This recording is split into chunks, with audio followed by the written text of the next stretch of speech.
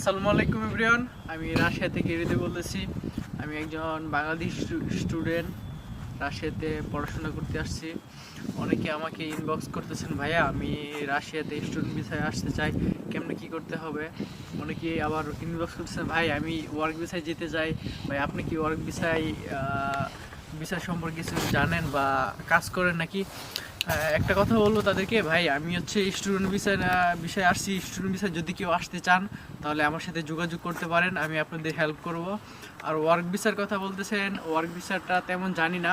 তারা স্টুডেন্ট ভিসায় আসবেন, ভাই পড়াশোনা করবেন, এখানে পড়াশোনা করবেন, ভালো সুযোগ সুবিধা আছে আপনার পড়াশোনার পাশাপাশি।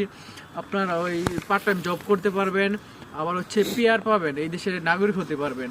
আপনারা রাশিয়াতে আসবেন, সুন্দরভাবে পড়াশোনা করবেন, জীবন আপনাদের সুন্দর, লাইফ সুন্দর। তো আজকে এই পর্যন্তই।